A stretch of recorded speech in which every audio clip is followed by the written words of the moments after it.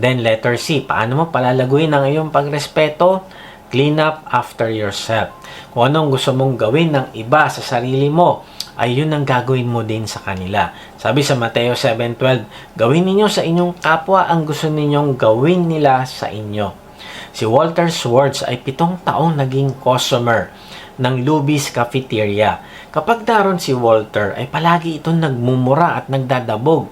Palagi itong may demand sa kanyang pagkain at ayaw nitong merong delay. Halos araw-araw ay naroon si Walter at ang kanyang palaging gustong waitress na mag-serve sa kanya ay si Melina Salazar. Sobrang patient ni Melina sa mayabang na customer na ito na sa loob ng 7 taon ay sinikap nitong ibigay ang lahat ng gusto ni Walter. Kahit pa nga hindi man lang ito marunong magpasalamat. Nung namatay si Walter sa edad na 89 ay nag-iwan ito ng pamana kay Melina ng $50,000 at isang buwik na kotse. At alam mo, sabi ni Melina nung siya ini-interview, sabi niya ay hindi siya makapaniwala dahil lagi naman daw masungit sa kanya si Walter. Grabe no? Hindi mo alam kung ano ang pwedeng mangyari sa pagpapakita mo sa isang tao ng respeto. Kahit pa nga siya ay hindi naman kagalang-galang. Kaya kaibigan, kung gusto mo ng respeto ng ibang tao, ay kailangan mo ding magbigay ng respeto. And lastly, letter T, treat everyone the same. Sabi sa Gawa 10:34, kaya nagsalita si Pedro, ngayon alam ko nang walang pinapaboran ng Diyos. Ang konteksto nito ay hindi lang ang mga Hudyo ang mahal ng Diyos, kung hindi pati na ang mga hentil. Wala siyang favoritism. Kaya kaibigan, ang tanong, meron ka bang tinatangi o meron kang pinapaboran? Kung ikaw ay boss, meron ka bang pinapaboran na empleyado? Kung ikaw ay magulang, meron ka bang pinapaboran na anak? Kung ikaw ay D-group leader, meron ka bang pinapaboran na D-group member? Kung ikaw ay teacher, meron ka bang paboritong estudyante at kinaiinisan na estudyante kasi ang titigas ng ulo nila? Kaibigan, ang favoritism ay hindi pagpapakita ng pantay na pagpapahalaga at pagmamahal sa bawat tao. At ito ay nakakapagpababa ng kanilang moral. Kaibigan, iwasan natin ang pagkakaroon ng favoritism dahil lamang sa kanilang gender, lahi, religion at iba pang kaugalian. Tratuhin natin silang lahat ng pantay-pantay. May isang lalaki ang naimbitahan sa isang kainan. Dumating siya sa kainan na nakasuot ng isang simpleng damit lang. At dahil dito, alam mong ginawa, sinabihan siya na lumabas ng kwarto at doon na lang pumunta sa kusina para mabigyan siya ng pagkain. Umuwi yung lalaki at nagbihis. This time, nagsuot siya ng magarang coat and tie suit at bumalik siya sa kainan. This time, alam mo nangyari, pinapasok na siya ng gwardya at pinaupo sa isang magandang lugar. Kaya lang, noong nagkakainan na ay nagulat sila dahil tumayo ang lalaki at ibinuhos ang kanyang pagkain at alak sa kanyang coat. Sabi niya, kain ka coat, inom ka coat. At nung tinanong siya kung bakit niya ito ginagawa, ay sinabi niya na ang in-invite nila sa kainan ay ang kanyang damit at hindi naman siya. Sabi niya, nung pumunta ako kanina, suot ko ang simpleng damit at pinalayas niyo ako. Pero nung nagsuot ako ng formal outfit, ay pinapasok niyo ako. Kaya iniisip ko na ang damit ko ang talagang inimbitahan niyo at hindi ako. Kaibigan, namimili ka ba ng kasama? Namimili ka ba ng kaibigan? Sino ang iniimbitahan mo pag may kainan? Narealize ko na ang favoritism ay hindi pagpapakita ng pagmamahal at paggalang sa isang tao. Sabi sa Santiago 2:8-9, pero kung sinusunod nyo ang utos ng hari sa kasulatan na nagsasabi, mahalin mo ang iyong kapwa gaya ng pagmamahal mo sa iyong sarili, mabuti ang ginagawa ninyo. Ngunit, kung may pinapaboran kayo, nagkakasala kayo, at ayon sa kautusan, dapat kayong parusahan dahil nilabag nyo ang utos na ito. Wow! Pinapakita sa atin dito sa talata na ito kung gaano tayo kahalaga kahit anong estado natin sa buhay. Hindi tayo dapat magkaroon ng favoritism at sa halip, ay tatrato natin ang lahat ng pantay-pantay. At kung meron naman tayong pinapaboran, anong sabi sa talata? Tayo ay nagkakasala. Kaya nga sabi sa unang 1:4-20, ang sasabing mahal niya ang Diyos, ngunit napupuot naman sa kanyang kapatid ay sinungaling. Dahil kung ang kapatid niya mismo na nakikita niya ay hindi niya mahal, paano pa kaya niya magagawang mahalin ng Diyos na hindi naman niya nakikita? Kaibigan, kung meron kang favoritism ay hindi ka nagpapakita ng pagmamahal sa taong hindi mo pinapaboran. Pinapakita sa atin ng verse na ito kung paano tayo nagtatrato ng tao ay ganun din ang level ng pagmamahal natin sa Diyos. Kaya kaibigan, simulan mong tanggapin ng mga taong dinadala ng Diyos sa iyo. Nakaranas ka na ba na hindi pansinin sa isang church? Ang kanilang mga kilos ay nagpapahiwatig na sila ay mas spiritual kaysa sa iyo at mas magagaling. Ikaw ba ay nagkaroon din ng struggle na tanggapin ng iba? Marahil iniisip natin kasi na parehas ang acceptance at approval. Kaibigan, pwede mong tanggapin ng isang tao and at the same time ay hindi mo i-approve ang kanyang ginagawa na salungat sa kalooban ng Diyos. Pwede mong tanggapin ng iba bilang tao na nilikha at minahal ng Diyos, pero hindi mo naman kailangan mag-agree sa kanyang lifestyle na pagsulungat sa Diyos.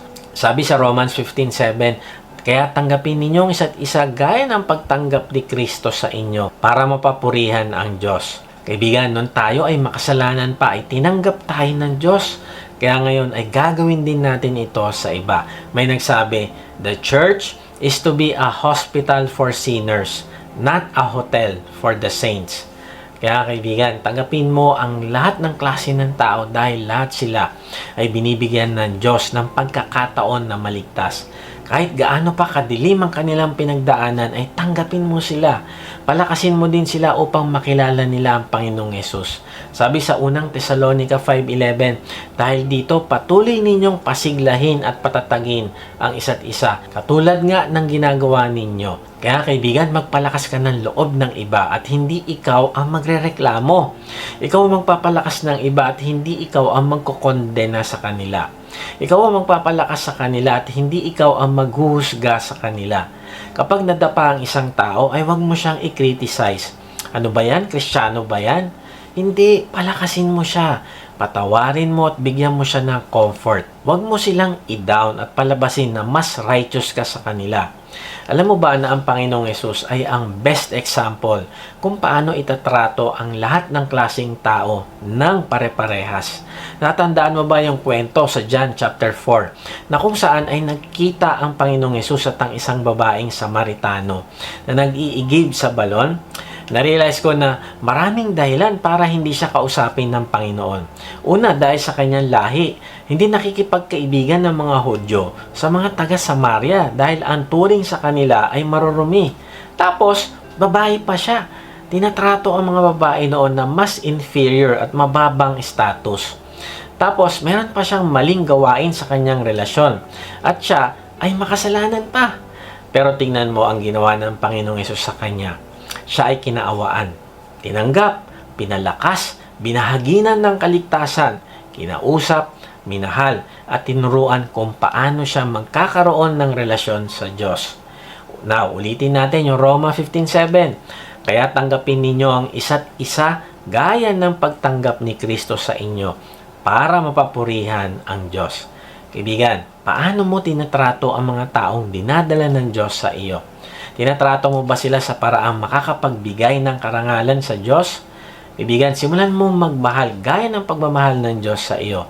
Narealize ko na ang respeto ay talagang puso ng Panginoong Yesus. Pinakita niya ang pagmamahal niya sa atin nung namatay siya sa krus para sa atin. Ang krus ang pinakadakilang simbolo ng respect na pinakita ng Diyos sa atin. At kahit nga siya ang hari ng mga hari at pinakamakapangyarihan sa lahat, ay meron siyang hindi gagawin para maipakita niya ang pagrespeto sa iyo. Ano yon? Hindi siya papasok sa buhay mo ng sapilitan. Hindi kanya gagawing robot at ipoprogram na tatanggapin mo siya balang araw. Kung hindi, binibigyan kanya ng pagkakataon na piliin mo siya sa iyong sariling pagpapasya. Kung bago ka sa channel na ito o kaya kinausap ka ng Diyos, ay ito ang sinasabi niya sa iyo ngayon. Sabi sa Pahayag 3:20, narito ako sa labas ng pintuan ninyo at kumakatok. Kung may makarinig sa akin at buksan ng pinto, papasok ako at magsasalo kami sa pagkain. Ang nire-represent ng pinto ay ang iyong puso. At anong sabi ng Panginoong Yesus? Siya ay nakatayo at kumakatok ngayon sa iyong puso. Hindi siya kahit kailan magte-trespassing sa buhay mo. Kung hindi, kakatok siya. At kung pagbubuksan mo siya sa iyong puso, ay anong gagawin niya? Sabi diyan, ay papasok ako at magsasalo kami sa pagkain. Ito ay picture ng isang malapit at nagmamahalang relasyon. Ito ang gusto ng Panginoong Yesus. Minahal ka niya at ngayon nga ay gusto niyang ipakita mo din sa kanya ang iyong pagmamahal at pananampalataya sa pamamagitan ng pagsuko sa kanya ng iyong buhay. Ang ibig sabihin ng pagtanggap ay pagsuko na sa kanyang pamamahala. Hindi na ikaw ang mabubuhay sa iyong sarili kung hindi siya na. Kung ito ang nais ng iyong puso, ay ipahayag mo sa kanya ang iyong pananampalataya sa pamamagitan ng isang panalangin. Kahit nasan ka ngayon, ay sabihin mo sa kanya, Panginoong Yesus, inaamin ko na ako po ay makasalanan. Patawarin niyo po ako. Nananampalataya po ako na ikaw ang nagbayad ng aking kasalanan sa krus. Ngayon nga ay sinusuko ko ng aking sarili sa iyo. Binubuksan ko ang aking puso. Pumasok ka at manahan sa akin. Tinatanggap kita bilang aking Panginoon at tagapagligtas. Simula ngayon ay tatalikdan ko na ang aking kasalanan. Salamat sa pagpapatawad niyo sa lahat kong kasalanan. Amen. Sa ating pagtatapos ay iwan ko ito sa iyo. May nagsabi, respect for the Lord leads to respect for others. Kaibigan, ng iyong pananampalataya at relasyon sa Diyos ay mas mababahagi mo ng epektibo kapag nakita ng mga tao sa iyo ang pagrespeto sa kanila. Nangangahulugan kasi ito na ikaw ay may respeto din sa Diyos. Simulan mo palaguin ang iyong respeto sa ibang tao. Remember to stop before you speak. Makinig ka at pag-isipan mo ang iyong isasagot kung ito ba ay makakabuti sa kanya o hindi. Educate your kids. Ituro mo ang pagrespeto sa iyong mga anak. Serve others. Ang iyong paglilingkod sa tao magpapakita kung gaano sila ka-importante sa iyo. Tapos, keep your promises. Kapag tinutupad mo ang iyong pangako, ay pinapakita mo din sa Diyos at sa ibang tao ang pagpapahalaga mo sa kanila. Then, employ the Romans 12 principle. Suklian mo ng kabutihan ng kasamaan. At hayaan mo na makita ng iyong kaaway na ikaw ay binago na ng Diyos. Then, clean up after yourself. Kung anong gusto mong gawin sa iyo, ay gawin mo din sa iba. At treat everyone the same. Iwasan mo magpakita ng pabor sa mga taong mas nakakaangat o hindi pantay-pantay ang pagtingin natin sa kanila. Mahirap man yan o hindi, makasalanan man yan at iba pa, ay pantay-pantay lang ang pagpapakita natin ng pagmamahal sa kanila. Pag ginagawa mo ito, ay magkakaroon ka ng mas malusog na relasyon sa mga tao, lumalagong relasyon din sa Diyos, at pagpapala dahil natupad mo ang pinakadakilang utos ng Diyos sa iyong buhay. God bless!